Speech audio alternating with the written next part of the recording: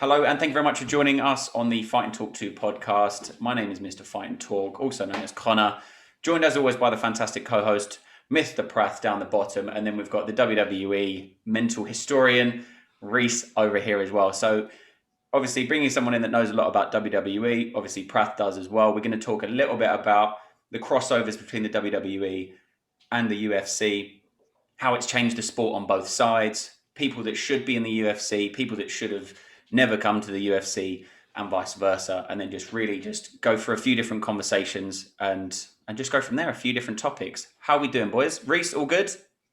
All good. All good, thank you. All Excited good? to be on your podcast. Oh, thank you very much. Thank you very much. Sorry for interrupting, but thank you. Prath, all good? I'm doing great, man. Good to see you guys. Fantastic. Good man, good man. So the first thing I really wanted to speak about is, obviously, we touched on it a little bit last week on our last episode, is the Ric Flair style call out that Michael Chandler had after his fantastic KO last week. Reese, how did you see it, and did it take you back to that nostalgic kind of WWE early days, back when it was WWF, obviously, and stuff like that? What did you see, and how did you take it? I did see it. It was a good win. It was a good promo. Yeah, as soon as he started talking, you did get, you were just thinking, is he going to go off in the Ric Flair? I mean, it was Daniel Cormier, wasn't it? It was like, he's mentioning the Ric Flair, a tear in my eye promo. But when he started off, it sounded like another old wrestler, Dusty Rhodes. It was that sort of conversational, just does not stop talking, but just keeps coming up with fantastic things. He said it was a very entertaining promo, and yeah, it did take me back to those old historic promos. Yeah, it was great. And where do you think, Prath, where do you think that kind of sits in the UFC? Obviously, a lot of people make these crazy call-outs after fights and stuff, but he literally called out everyone in such a dramatic fashion. Do you think is it really needed in the UFC?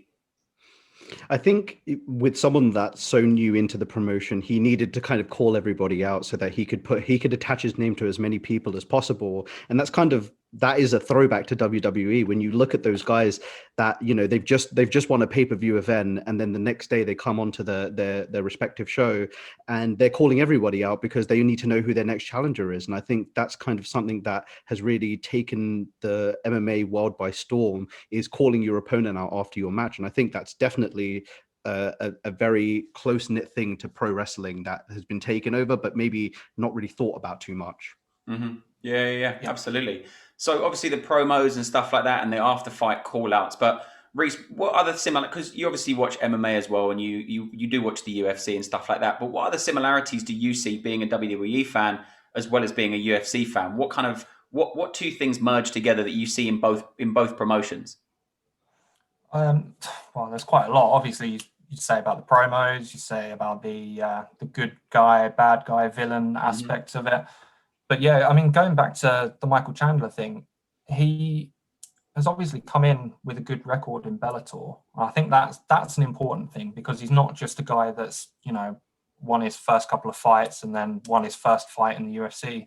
He's got a good record. So to be calling out maybe Khabib and Dustin Poirier, that's water off a duck's back. I'm not sure that's, he's just doing that to be noticed. But calling out McGregor could be a good shout, because, McGregor's now lost a few fights. That could be someone potentially around his level, around his ranking. So, yeah, absolutely. But then I think that would be a very dangerous fight for McGregor, a very, very dangerous fight, because he is prone to being taken down and prone to being subbed by wrestlers, and really grappled to the point where he completely gasses out, which we saw in the Khabib fight, and then he naturally lost the fight to a submission. But I think that would be a very, very tough matchup for him, and I don't think Conor would take that fight.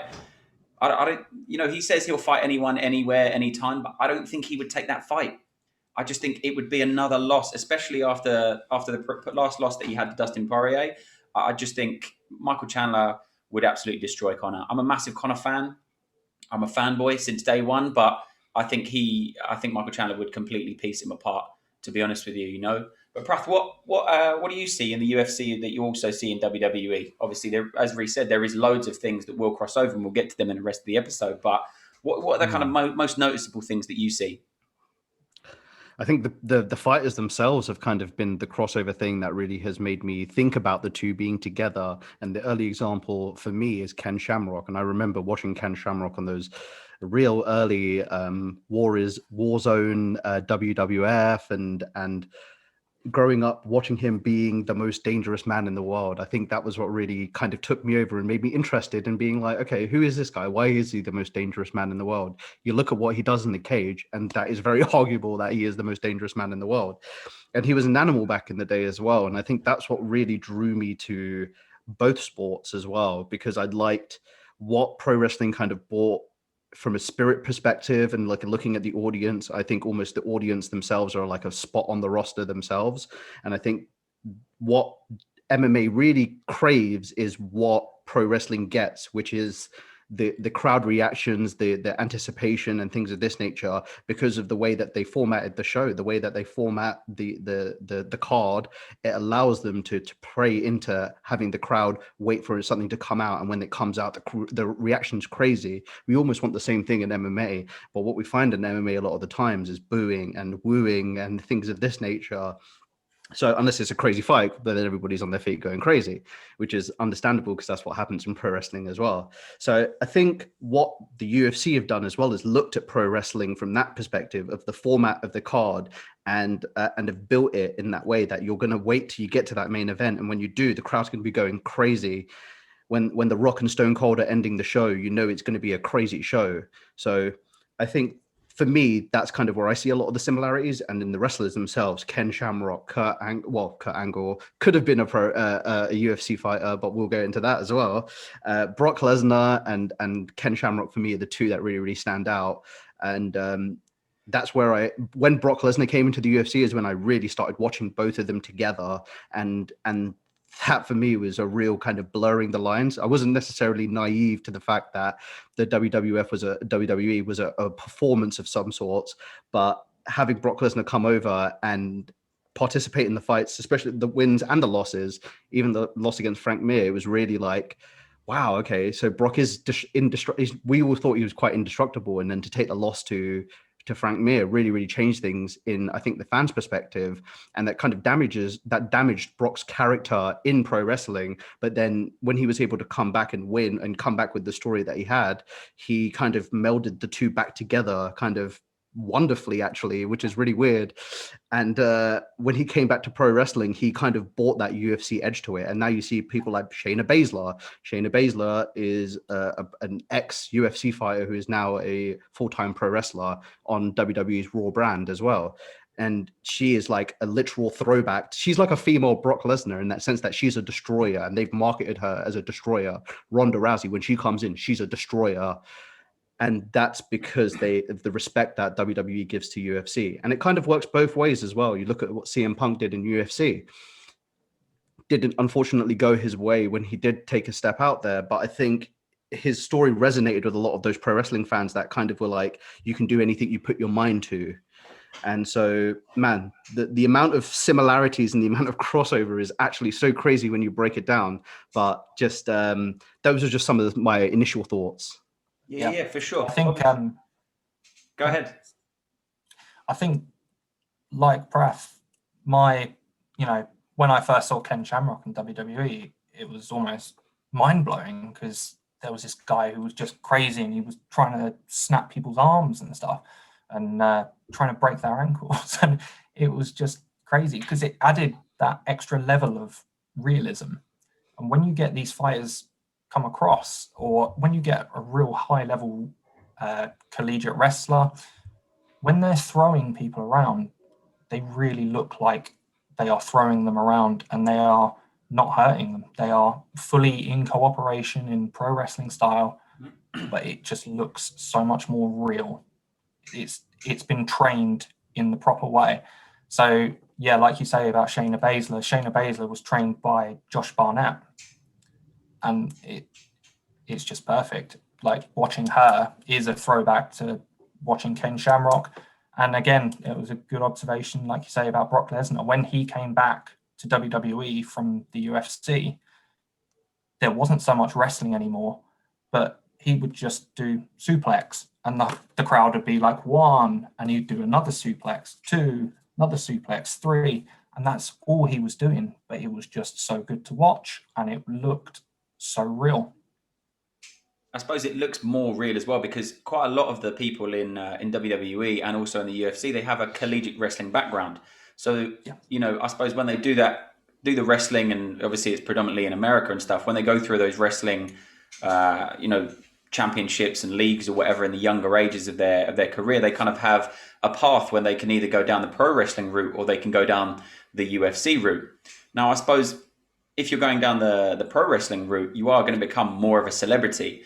Because I remember obviously being a kid, you had these little action figures of WWE, wrestlers and stuff like that, and there was this whole brand of toys, and they just had so many bits of merchandise that you could add on to your love of this of this sport and of this kind of platform where you'd be watching them. But the UFC have only really just jumped on the figurine kind of market, which means for me that kind of leans towards them being more celebrities, more in the celebrity kind of zone than being fighters. But they have to be in conjunction with each other.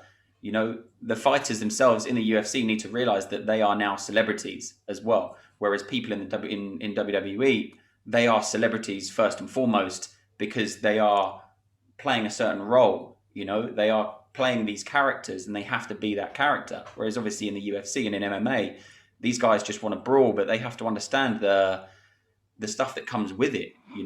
They have to play that role. And as we were saying, you have to have like a good and a bad person. So Colby Covington's a perfect example of being that kind of villain and being that bad guy in the UFC to get people to dislike him. But in turn, that makes him more famous. How do you see that? I mean, for me personally, Colby Covington would be a perfect person to go over to WWE to be that character. What do you guys think? Reese, tell me what you think. Yeah, I mean, it would fit very well. I think anyone who can talk would be a good fit because at first that's all you need to do. You can talk while you train. So I suppose he can fight as well. That would be a big plus because he is a wrestler first and foremost. So he would be good at pro wrestling, I'd imagine. Yeah, I mean, well, the jury's out on that until it happens. But like I say, you can train for months, and all you need to do is appear on TV, talk for a while, talk crap about people, disappear, come back, grab the microphone again, all while in the background you're being trained by, some of history's best. Yeah, absolutely. Prath, what do you think? What do you think? How would Colby do in the UFC, in the WWE? Sorry. I got to agree with Reese and say, like, as long as you can really, I think the big thing that most people struggle with when becoming a pro wrestler is talking on the microphone and talking and being an out there kind of character. A recent example of someone who maybe wanted to make the transition but maybe didn't do it in the best way was Cain Velasquez. Cain Velasquez actually appeared on SmackDown. He did a pay-per-view with them, and he wasn't necessarily the best on the microphone, but he was really improving his skills in the ring. And I thought he was able to pull off some really, really good stuff in Mexico and things like that. And then he was brought over to WWE to fight Brock Lesnar, and is actually when WWE had recently partnered with Fox, and they wanted someone. And I think this is also a weird thing where UFC and WWE both appeared on Fox, and I think that has definitely led the WWE to have a little bit more of an MMA edge to their product, or to at least incorporate these people. On the first episode of WWE on Fox, they had Brock Lesnar appear and they had Cain Velasquez appeared. If you could tell me that isn't a correlation to MMA or UFC in general being a part of Fox, then I'd be crazy. But I think he would do great, man. He would do really, really good because of the fact that he can just talk on the mic. I think he's got the athletic skill to obviously hang in there and do some incredible stuff if he really wanted to and was trained the right way. But the main thing you want to kind of have foundationally is the skills on the microphone. And he's obviously got that in buckets having been a student of the game, right? He's clearly gone through and watched a lot of pro wrestling in his time, maybe when he was a younger child and stuff, and has picked up these lines and picked up. And I think it's kind of like you have to be in the mindset of delivering a WWE style promo, and I think he thinks about it in that way when he wins a fight. He wins a fight and then he's like, how can I do a promo rather than like, who am I going to call out or what am I going to say on the microphone afterwards? You look at Poirier talks about his foundation and his wife and his family, and Colby Covington like thinks about it and then comes into a WWE promo where everyone's a scumbag, everyone's hated. And I think, so yeah, from that perspective, where the other UFC guys have gone wrong in pro wrestling, Ronda, Cain Velasquez, Ken Shamrock to a degree, is their inability to talk on the microphones. They're the most skilled people in the ring themselves. Ronda as well. Like, I was actually really, really dubious of how Ronda would do in pro wrestling, and she came in and she did amazingly well. She was able to do a lot of the. She was able to do a lot of the moves, the top rope stuff, and that's stuff that most people struggle with. But then when she came onto the microphone, it immediately shut off her entire fan base, and the people that were rooting for her were like, shut up and just fight, just do the thing, we don't need you to talk. And that's where the Achilles heel of a UFC fighter comes from. So I think that's something that the UFC fighters are seeing now and going, okay, we need to be better at this now, so that if we wanted to later, we can go and do pro wrestling. Look at Daniel Cormier now. Daniel Cormier wants to go in, maybe do a pro wrestling match, but can at least do commentary and things like that. And that's because of the way he's marketed himself over all of this time. He's marketed himself as a pro wrestling mark who happens to fight. And I think that's to his benefit. He's obviously great on the microphone as well, so that's going to be to his benefit. I think DC would probably be one of the better crossover athletes if he went into the ring. Again, the other thing we're talking about before the podcast is, you know, the age gaps of where they should retire and things of this nature. DC just getting into his 40s now might actually be a good time for him to get in and start to accumulate the road knowledge of being a pro wrestler. If that's what he wants to end up doing, I think that's a really good path for him to do, because he's basically fit for it. Yeah.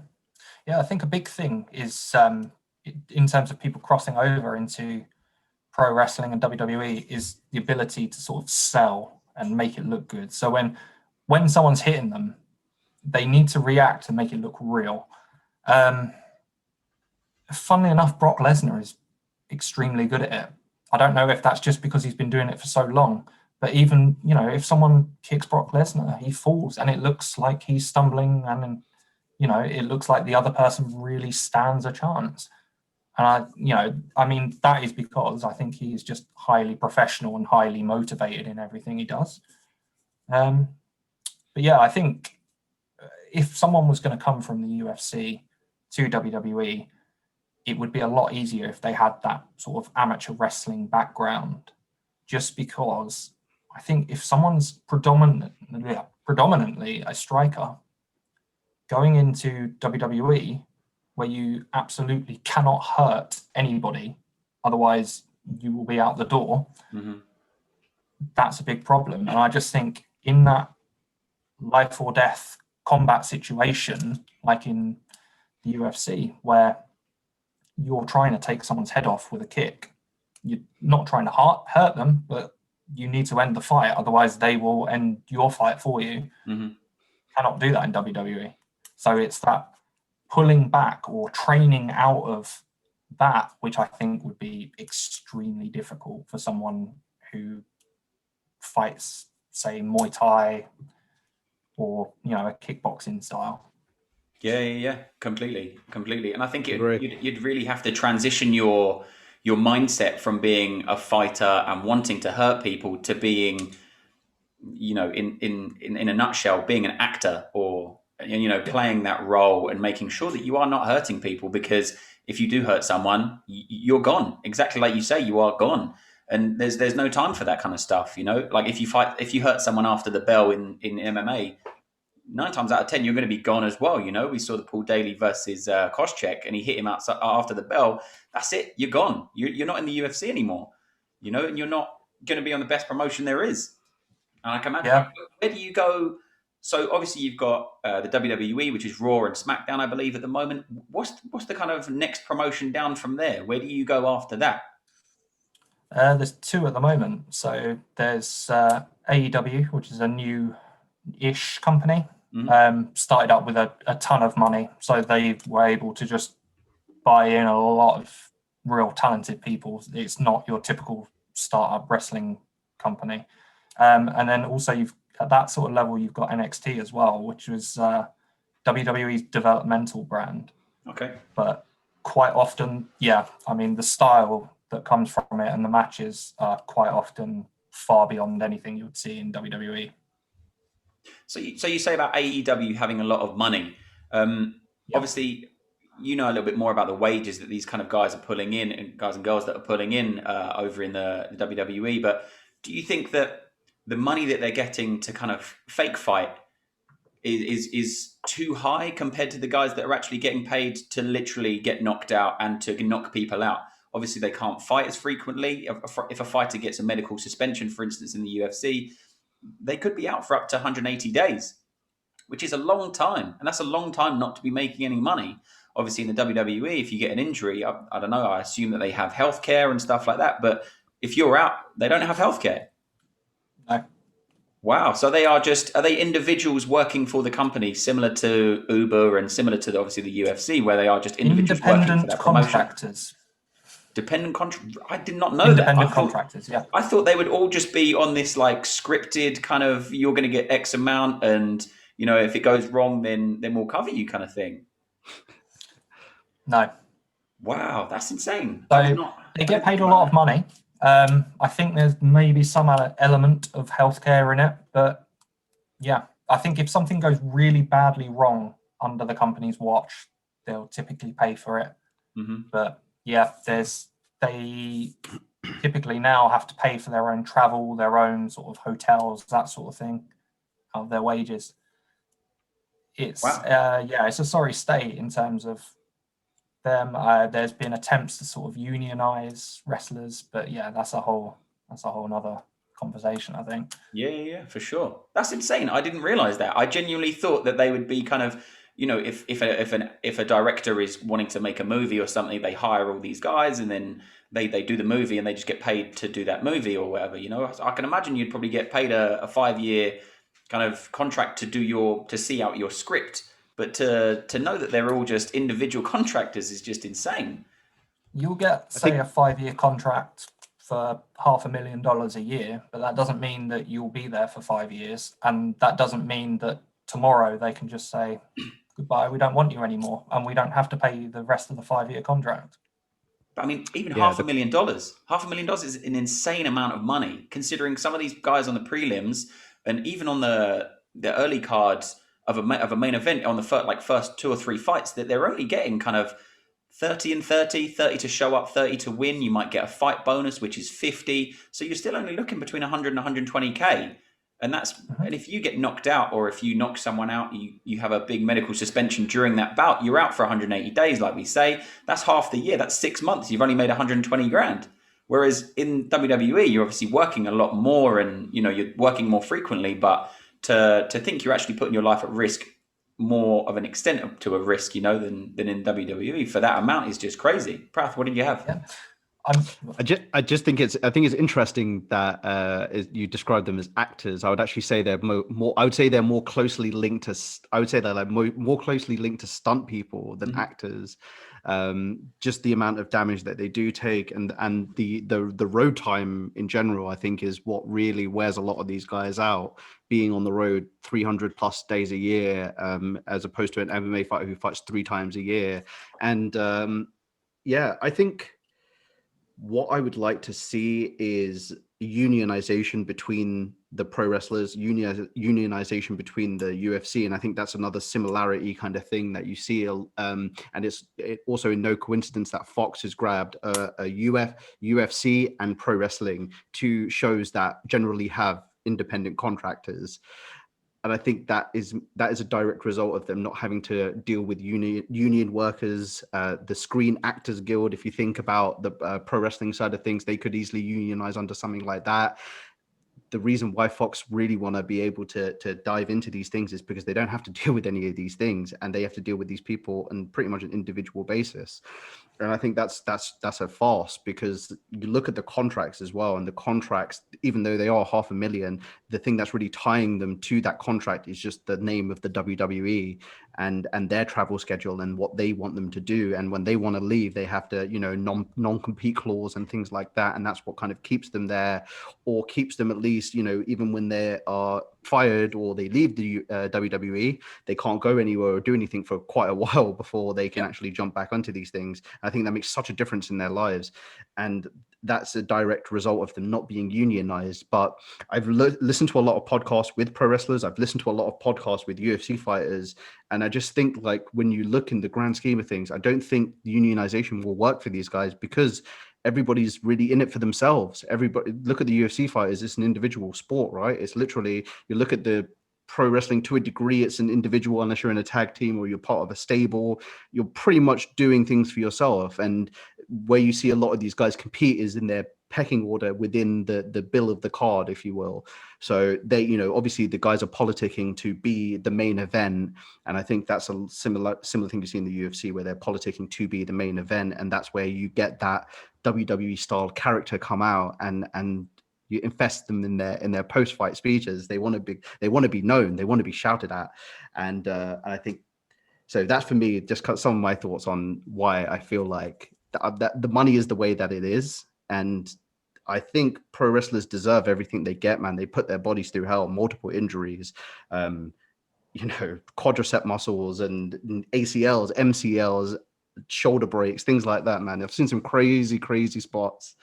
And yeah, so I obviously wish that the UFC fighters, especially on the lower levels, were being paid more money. But I think if it's a quick way for you to make a buck, get yourself out there and at least expose yourself in a way that shows that you're an outward person. You might not need to cut a UFC and a WWE style promo, but I think really putting yourself out there as a very extroverted person can really help bring those people to you. And you look at her, like, for me, someone that would really do well in pro wrestling is Amanda Hebas, right? That really bright personality that draws people to her. She might not speak the best English. There's a pro wrestler who's from Brazil as well, called Tay Conti, and she has brought people in by her personality more than what she says on the mic. She doesn't really need to say a lot, but her personality is very bubbly, very bright, very happy, and I think that's very transferable.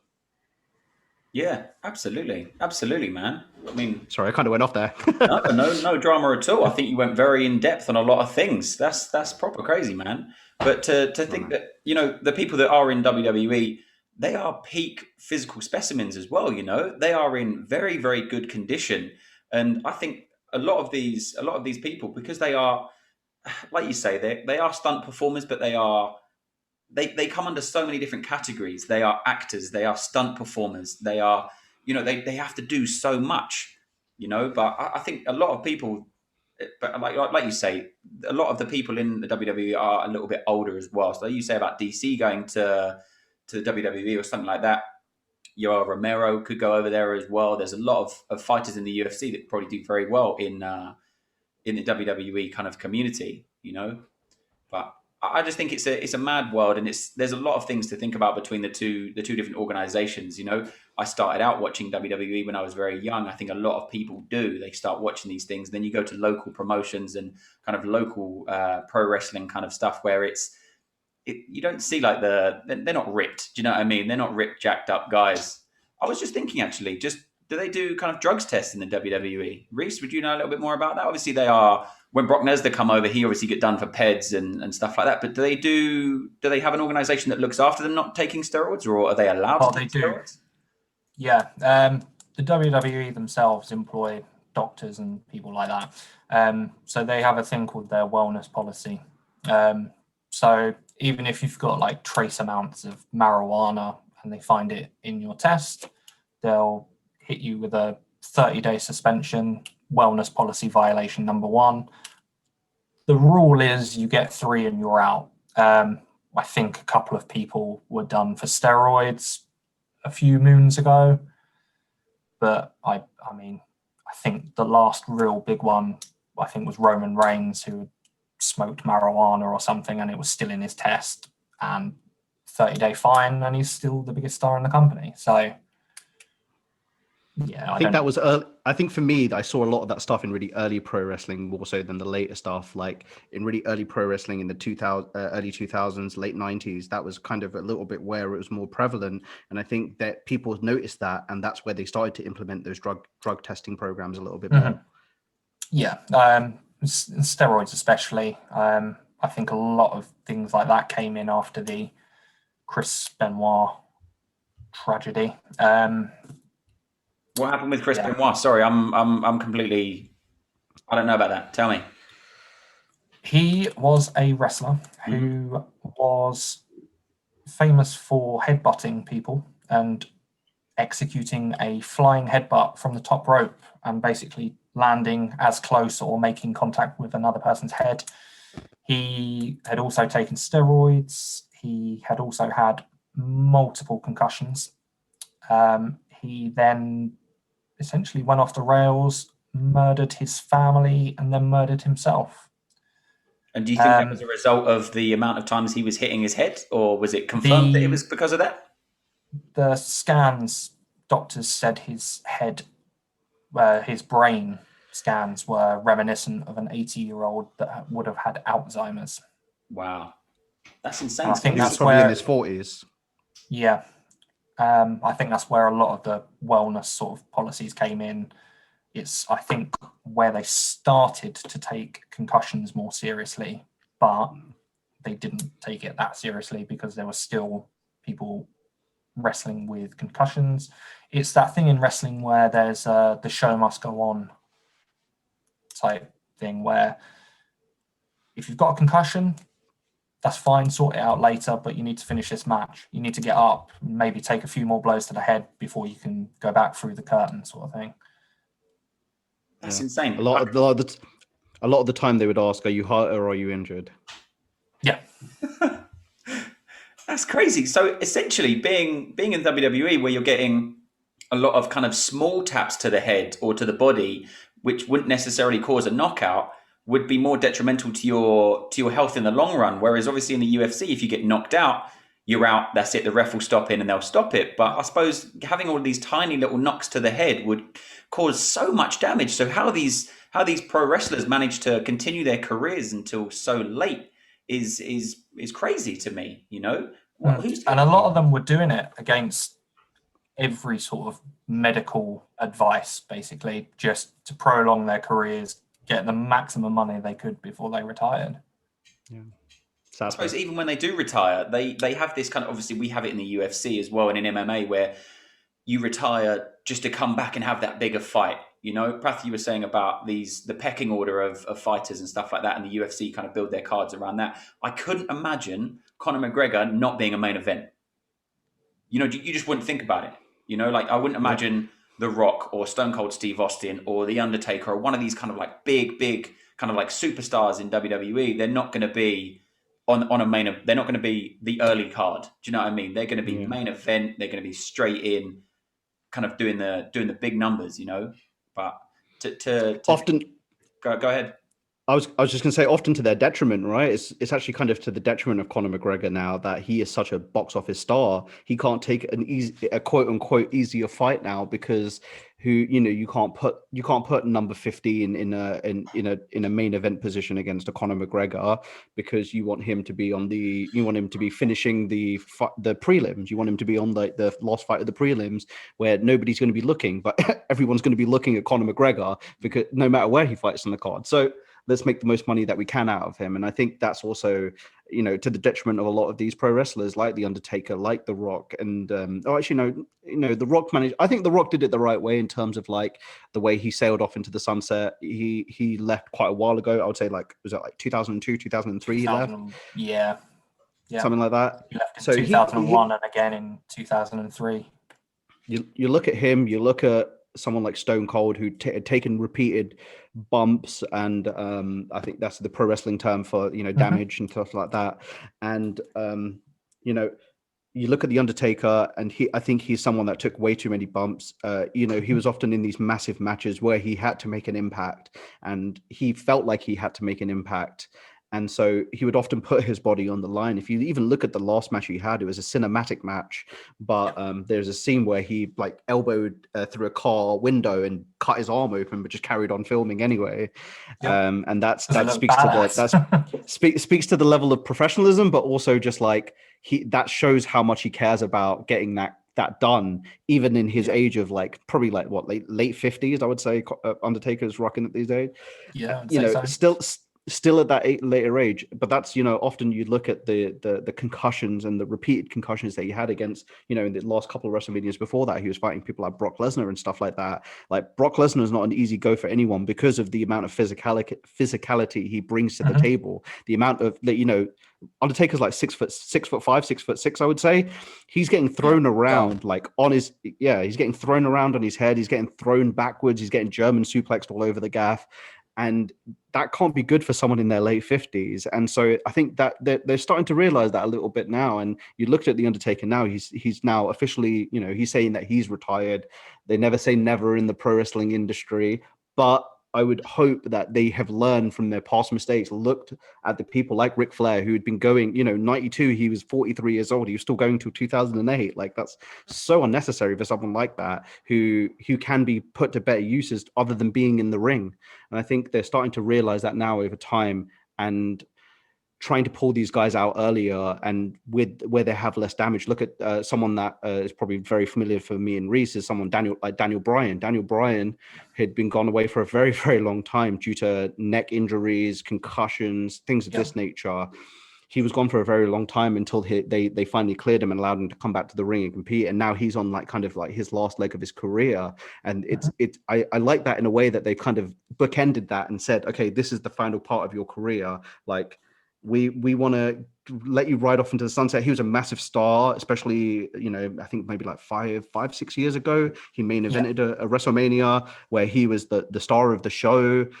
And they pay respect to someone like that who has been built up organically by himself. He literally went off the crowd reactions, and that's where he became a star, rather than like working his way to the top and being at the main event and things like that. He worked his way up, became in with the crowd, and the crowd is what elevated him to that position. But after and I think that particular event as well, he wrestled 2 times in that event and had been coming off of serious damage to his neck and his shoulders and things like this, man. And I think in a way they want to be able to tell their story the right way, but sometimes when their body can't allow them to do that, they need to recognize that and allow these other guys who are younger, like 26, 27 years old, to go out and tell the story that he can't tell. And I think that's that's where you see the similarities. Cowboy Cerrone, for instance, is someone that we would wish, you know, every time he fights, you're really excited about it. But also in the back of your mind, you're like, oh man, you're getting up there in age, Cowboy. We don't want you to fight. You know, we don't want you to go out there and have your last leg of your career. We want you to kind of be done now, especially after taking a couple of knockouts like he did. Yeah, absolutely, man. And obviously, James Vick fought last night and got knocked out on the feet as well, which was an absolute nightmare. And it's people like that, you just think, especially in the UFC, you've taken a lot of damage and you've taken a lot of L's recently. Maybe transition to doing something else. Maybe go over to the WWE. He wasn't a massive star in the UFC anyway, but someone with his kind of height, structure as well, he could probably transition into WWE. And quite a lot of fighters nowadays, especially in the UFC, they go into making movies as well, which people in the WWE have been doing for years. You know, Triple H, I think, was in like the early Blade, early 2000s and stuff like that. He was probably still wrestling as well. I don't know, you two maybe I'll tell me a little bit more about it, but he was still wrestling while he was doing movies. And now you see so many UFC fighters that are thinking, wait, I can fight and I can act as well and I can do these bits. Why don't I get into making movies? We've seen Tyron Woodley in films. We've seen Michael Bisping in films, especially when the film is about fighting. I think Ronda Rousey also has been in a few movies as well. Yeah. Who was the lady that is an ex-UFC fighter? She was in Deadpool, I believe. Gina Carano. Yep, she was in Deadpool. And then who else? There's another female fighter who is in The Mandalorian. Sasha Banks. She's a... Oh, yeah. Oh, and Sasha Banks as well, who's a WWE star. She's also in The Mandalorian. Crazy. So obviously being in the WWE, you're making more money, you can be in films, and you take more damage over a longer period of time, but you know, get in, make your money and get out. Obviously, The Rock is a prime example, you know, getting into WWE and then making a a lot of money in the process, you know, being one of the richest men in the world, I can imagine, especially in pro sports and stuff, you know. But so when they retire, where do they go after they retire then? So obviously the Undertaker, Reese, you said the Undertaker's retired now as well. So where does he go from here? Does he sit on the commentary seat? Or obviously quite a lot of fighters that retire in the UFC, they sit on the commentary, but where does he go from here? Specifically, the Undertaker, I don't think he'll ever come back in any sort of professional, official context. He will go in, he will coach younger guys, more sort of the younger, less experienced guys. He'll go and coach those. He may become a coach. He may do other things. I think the main thing with him is he'll try and make his money because he's been the Undertaker for 30 years. He'll go and try and make some money as himself, doing interviews, and because no one's seen it for 30 years with him. They've only seen this fantastical dead man character. So, but I mean, usually wrestlers would go.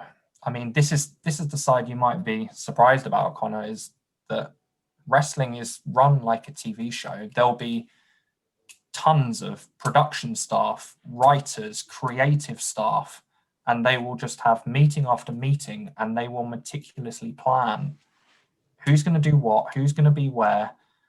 They run, I mean, obviously everything's a bit knackered now with COVID, but they will run a show pretty much every single day in somewhere, in some town, and they have to get those trucks with all the ring gear, all the big screens everywhere. They have to make sure all the wrestlers are there. They have to have catering. It's just a huge production. So a lot of the guys, when they finish wrestling, they will end up in one of those roles, whether it's a writer, a creative staff, production staff, directing. They might become a coach or, you know, a trainer. It is endless because there is just so much that goes on.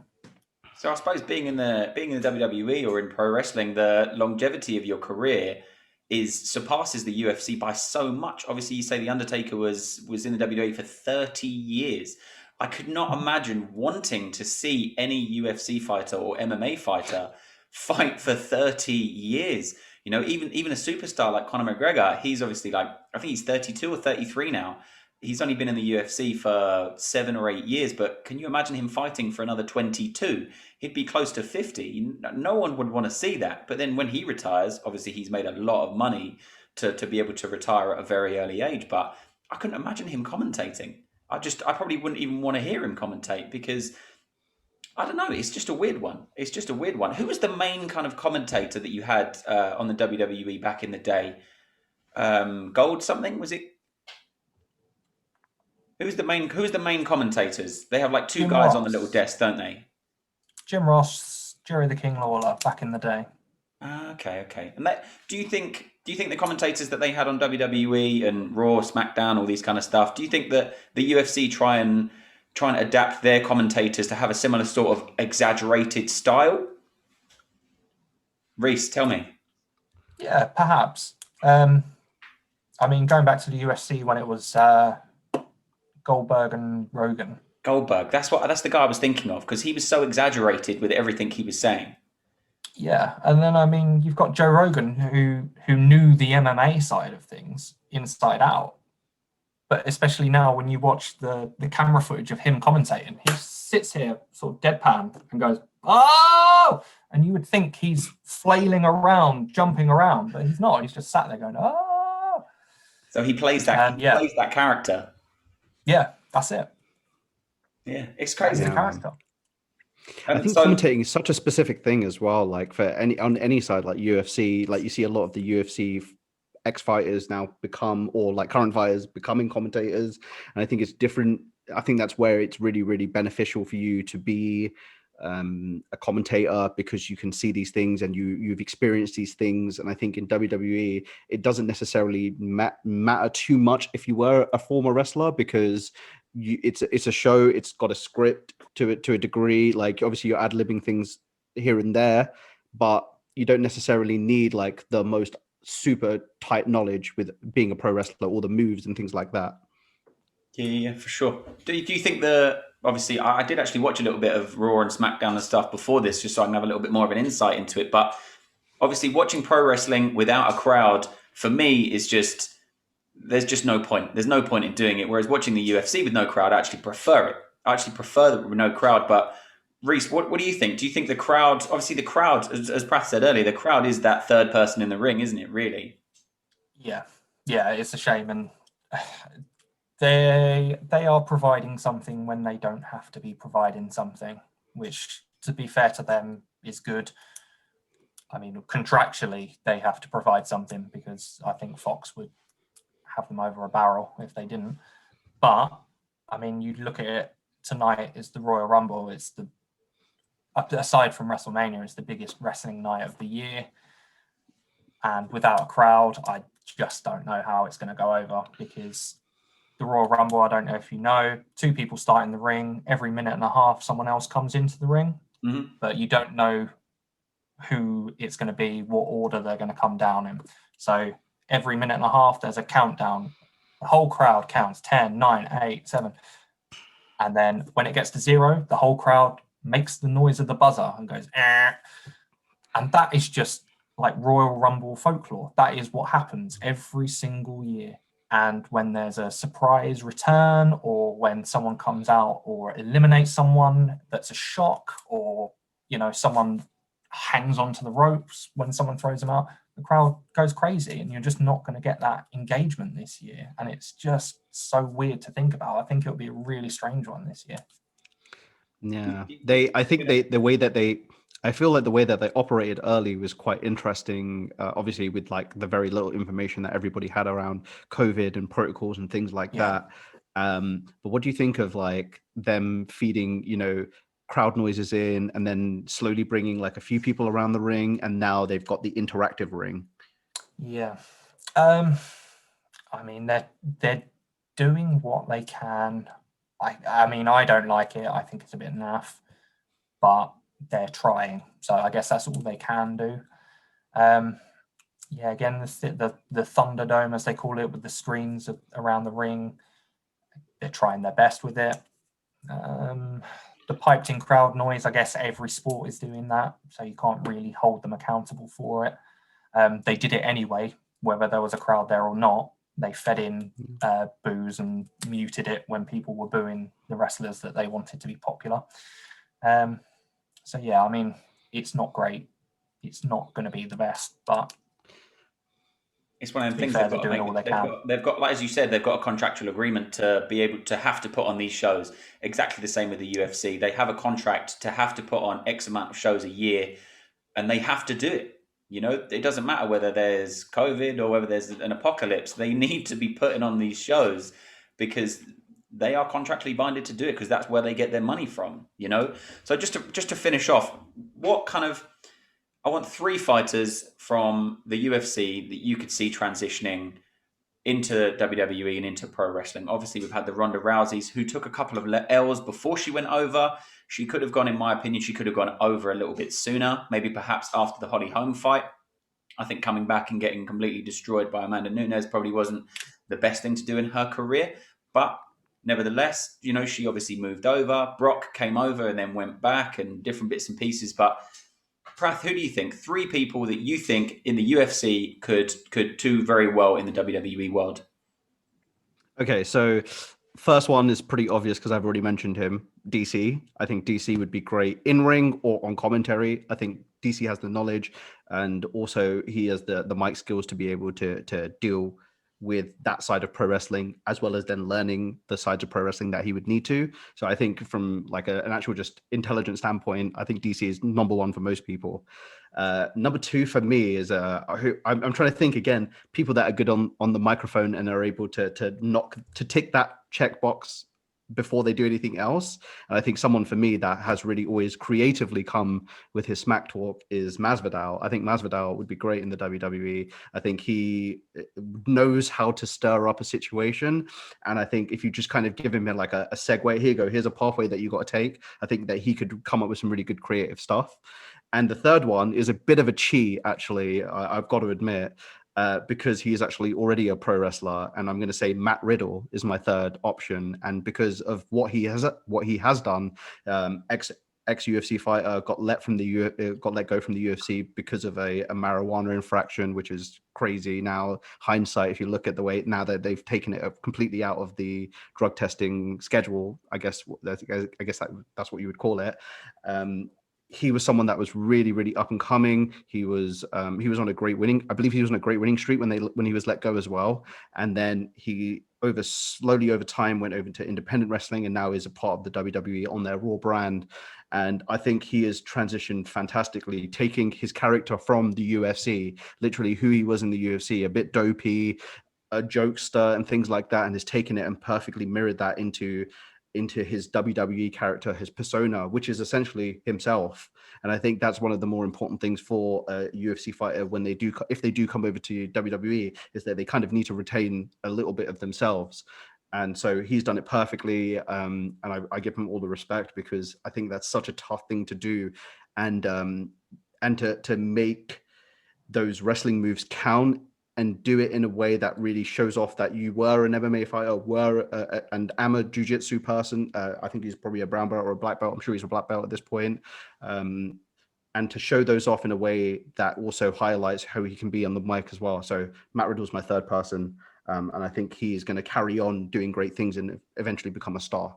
I think it's crazy you said, before we get to Reese's picks, I think it's crazy that you said Masvidal, because obviously he started in back gardens fighting people for $200 and stuff like that. Obviously he was in the backyard brawls and the Kimbo Slice kind of era, we're all around the same age. We would have watched his fights and Kimbo Slice fights on our tiny little terrible phones that would have taken 3 days for your friend to Wi-Fi or to, Bluetooth it over or something. But I think obviously him at the moment, when he came back and he beat Till, right?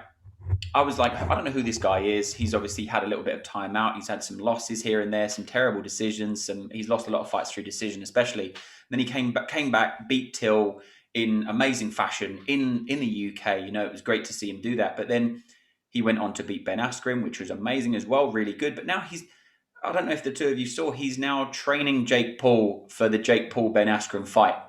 And I just think, it was so clear to me that he would be fantastic in the WWE world, because he's now playing a character. He's no longer an MMA fighter. He's playing a character, exactly the same as Colby Covington is. He's playing this character, so he wants people to hate him. He wants people to, I saw it all over social media this week. As soon as Jake Paul put up that clip of him getting trained by Masvidal, everyone was like, well, Masvidal's not a fighter anymore. We don't want him to be a fighter anymore. I want him to lose the rest of his fights, because he's playing this joke character now. But he's playing a character, and people need to understand that he is doing that for the popularity of being unpopular almost. So Masvidal is a perfect pick, man.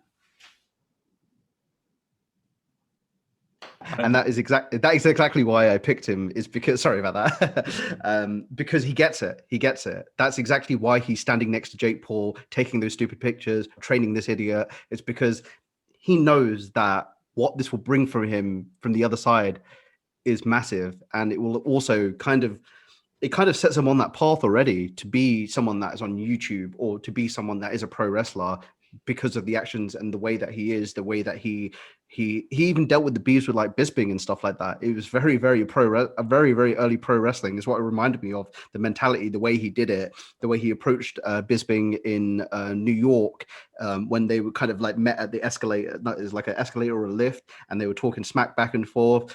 But like he was doing it from a distance, but the hand signals and the way he was saying it to him were just reminding me of like, it's like watching like Ric Flair in back in the day as well.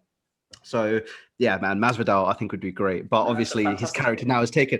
His character now is assassinated now, and I was the first person to text everyone being like, "That's it, I'm done. I'm off the Masvidal train now, man." It hurt me so much. Yeah, well, you get the joy of seeing him on the WWE thing. So I think that'd be a great transition for him. And like you say, he's already transitioning to be that character as well. And I think at the end of the day, for him, he wants to make money.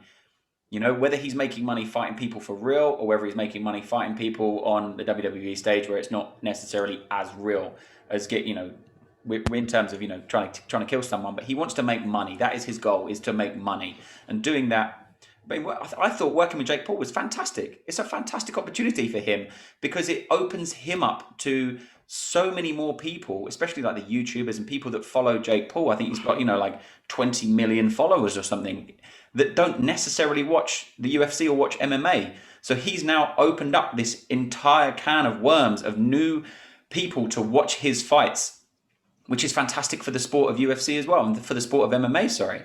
But Reese, who are your 3 picks from the UFC that you'd like to see in WWE?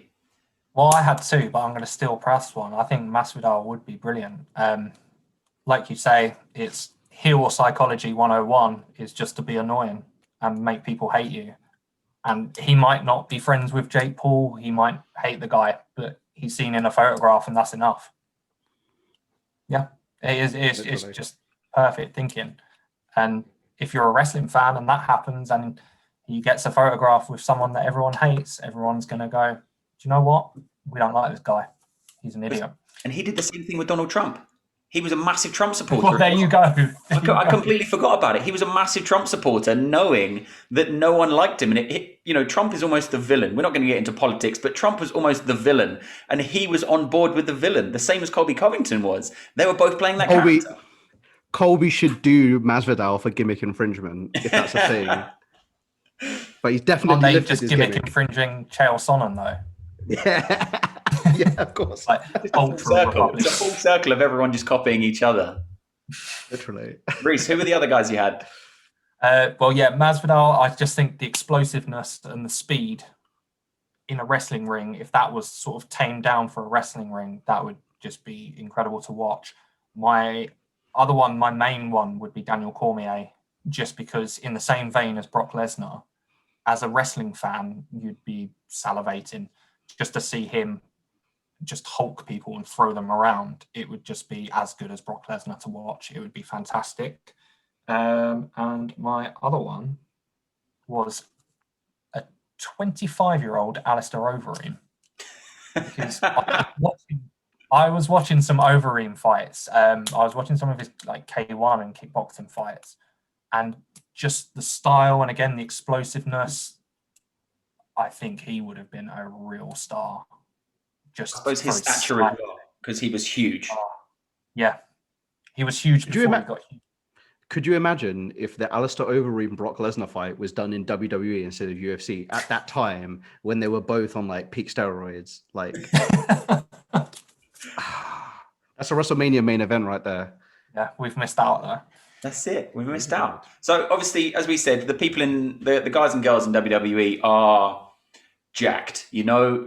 My kind of vision of WWE is people like John Cena, who is an absolute man mountain. He is a tank. The guy benches ridiculous amounts and he is huge. It looks like he is on steroids, but obviously he does very well to hide it.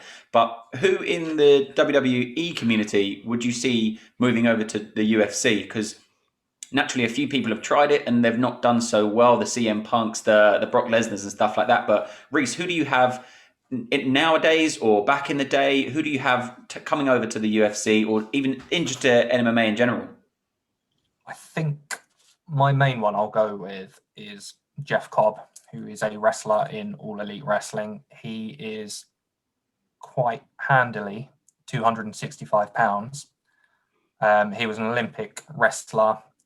He wrestled against Yoel Romero in the Olympics.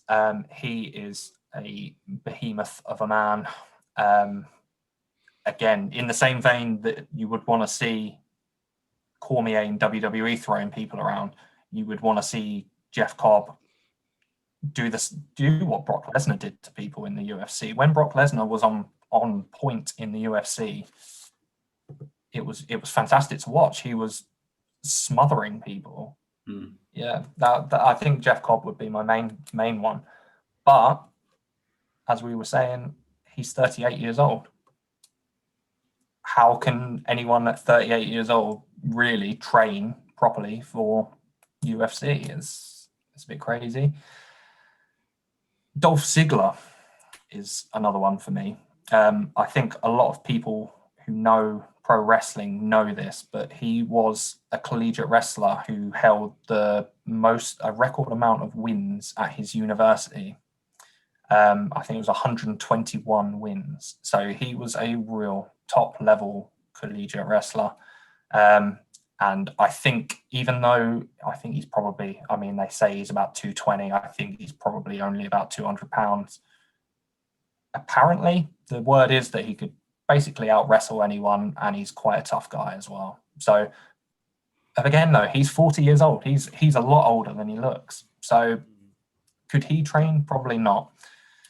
My third one is a guy called Chad Gable. Now, Chad Gable was in the London Olympics. I don't think he got very far. But again, another sort of expert level amateur wrestler. And I think that he would really translate well to the UFC. And I think those are the only sort of realistic ones, because obviously in WWE, you've got guys like Braun Strowman.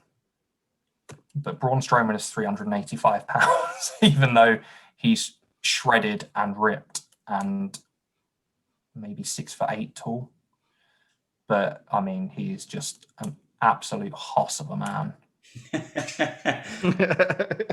So he might get a strange carnival fight in Bellator at that weight, but he's not going to make the 265 cutoff. We might see him on Fight Circus. Have you heard of Fight Circus? Or I have not heard of Fight Circus. No. Well, I won't give it too much of a promo, but check it out when they have like they'll have like 3 people versus 1 person, or they'll have 3 bantamweights versus a 265er, and they just have some crazy matchups. It's like, I think it's streamed on like a porn site or something. I don't know. I've seen a couple of their bits that they put up, and it's just ridiculous. But exactly like you say, like the 360-pound kind of mark, having one of these crazy fights, you know, unless he's going to fight Butterbean or something, but I doubt that's ever going to come. Or Bob Sapp, one of those kind of bouts. Yeah. Bob Sapp, where you at? Prath, I mean, you got? Strowman would be one just for how quick he is as well. For a guy that's 385, he's ripped, shredded, and he just runs and runs, and he doesn't get gassed. So he would be a scary MMA fighter, because if he got hold of you, you would not get away. I can imagine at that weight as well, he's going to be really, really smart. You'd have trouble sort of taking him down with kicks or anything. Yeah. Another one as well would be Mark Henry. Okay. So Mark Henry was an Olympic weightlifter, but he competed in strongman. He competed in powerlifting as well. Powerlifting, Olympic weightlifting, and strongman, and he did well in all of them. And I think even to this day, so where you get powerlifters and weightlifters who excel in 1 or 2 of the disciplines, he still holds the record for the 5 combined. So they used to bill him as the world's strongest man because of that, and he had a legitimate claim to it. And again, he is one of those people that if he got hold of you, you would not get away. Yeah. I think it's funny you say about being a wrestler and stuff, being like having collegiate wrestling as a background. It seems that so many people nowadays are being very multi-dimensional, you know, and they have to be multi-dimensional, you know, with The Rock being in the WWE in the early days of that kind of stuff, back when it's WWF or whatever, and now being an actor. He's got those 2 things that he can rely on. People in the UFC are now doing acting as well. They're doing other bits and pieces. People are no longer just collegiate wrestlers. They're in WWE, and then they're moving over to the UFC, and everyone's kind of muddling into doing everything. Prath, who did you have coming over to the UFC from the WWE world? Ooh, I didn't think of Dolph Ziggler, but that's actually a really, really good shout as well. Kent State University was the one he went to, and he did work there. And I do remember that being like a big part of his, you know, his backstage persona was that he would be very proud of the fact that he's a better wrestler than most people, and it's because of credentials like that where you can really, we can really give it to him. Mine are a little bit more historical, I guess. Definitely wouldn't be able to do anything now. But I think in their prime, if that was an option, I think they would all do really, really good. Kurt Angle, obviously Olympic gold medalist, has the wrestling credentials to compete with pretty much anyone in the UFC. I think he would have been a very undersized heavyweight if he fought at heavyweight, but I think he would have been one of those real, like a Daniel Cormier, undersized at that weight, but just a destroyer. I think he would have been the exact same guy. So, Kurt Angle. And then the other person that I would think of would be the Undertaker, and that's because, and I'm talking prime Undertaker, I'm not talking now Undertaker. I think he would have been great because he was one of those first guys that was really incorporating like the MMA strikes. One of his finishers was an inverted go-go plata. Like he's been trailblazing a lot of those things that you don't see from a lot of the guys that were in the WWE that have maybe now retired and things like that. They weren't massively into UFC or massively pro MMA fans because they were so focused on being a pro wrestler. Whereas now you see a lot of the guys who are the main kind of roster of pro wrestlers. They're all gamers now, so they've all played like the UFC games and things like that, and that's their way of incorporating themselves into this world. I remember watching Max Holloway was on a pro wrestler's YouTube channel doing gaming and stuff like that. So there's crossovers, and people are dipping toes into others. John Jones has got a backstage video with him and Brock Lesnar back in the day. Like these guys are actually crossing over a lot more than we think. I think in the lexicon of it all. But those would be my three: Dolph Ziggler, who I think is an incredible wrestler, Kurt Angle, and Prime Taker, as we say. Yeah, no, definitely, man. I mean, the Undertaker was obviously very big when I was watching WWE back in the day and stuff like that. So I think, and also the stardom that he brings as well. If he was to come over when he was in his prime, the amount of fans that he would have that would cross over from the two would just be humongous, you know, because obviously the WWE has a humongous fan base and a very, very enthusiastic fan base as well, you know. The people that go to the events and stuff are there and they are just super animated and they live for it, you know, they really, really do. And it crosses over exactly the same with the UFC. People that go to MMA fights, you have to love it so much and you have to spend, you know, it is a hobby. You know, we do these chats and we break down fights and stuff like that because we love it, you know, but there are people doing that with WWE as well, you know, and have been doing it for years and years and years and years and years. And I think the fan base that the WWE has built over such a long time, because the UFC is such a young promotion, especially, I think in the next kind of 10 to 15 years, we will definitely see the two merging so much more and intertwining, you know. Well, we're going to wrap it up there, but I've had an amazing time talking to you about WWE and UFC. My mind has been blown that they are individual contractors. I think that's crazy. There was one thing I did want to add that I completely forgot about until just now, but I did know, I think it was literally just before the pandemic hit, that a bunch of ex-UFC fighters, Vitor Belfort, Henry Cejudo, Mike Tyson was there for some reason, but loads of guys came over to AEW and like invaded the ring, and they had a whole bit. I know Rashad Evans was there, Henry Cejudo was there. So do we see that kind of merging a little bit sooner than we think, and them actually coming over and doing a match in AEW?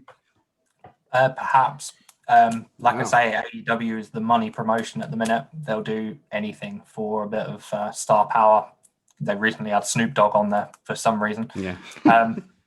But yeah, going back to what you said though, that was two wrestlers having a match, and they both had the full style MMA walkouts with their big entourages with them. So yeah, another crossover. So obviously a lot of people want to see crossovers between Bellator and the UFC, but we could see a crossover between the UFC, AEW, WWE and Bellator. We could just merge them all together to have this big melange of the top echelon of people all just scrapping down. And obviously at the moment as well with AEW, Jake Hager wrestles in AEW and he wrestles in Bellator. Yeah. So at the same time, he's training both, doing both. So, and I suppose having the two together would enhance his fan base and enhance his career in general anyway. Because when his MMA career kind of comes to fruition, he can continue with his pro wrestling.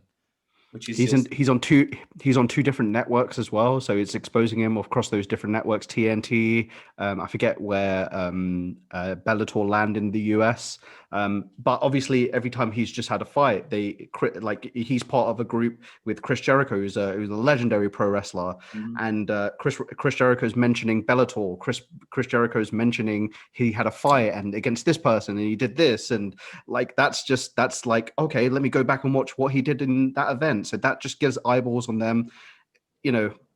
Whole team winning is what I wanted to say there, basically. No, absolutely, man. Absolutely. Well, guys, thank you so much for joining us on the show. Prath, naturally, me, you, and George, who's the other co-host of the show, will be doing a pre-fight breakdown of the Alistair Overeem fight. Obviously, we've spoken about him during this episode anyway. I think this will be one of his last kind of fights. He's fighting Alexander. Is it Alexander Volkov? He's fighting Volkov, right? So obviously, there's a lot of speculation about how his chin will hold up being 40 years old, but that's a stacked card as well. And we're going to be breaking that down on Thursday, I believe, and then we'll be doing the post-fight after that as well. But Reese, thank you so much for jumping on, man. It's been absolutely thank you. It's been amazing having you on. I really appreciate it. Cheers, guys. We'll see you all next time. Don't forget to like, subscribe, and stick us a comment. Do all the usual stuff, and we'll see you next time. Thank you.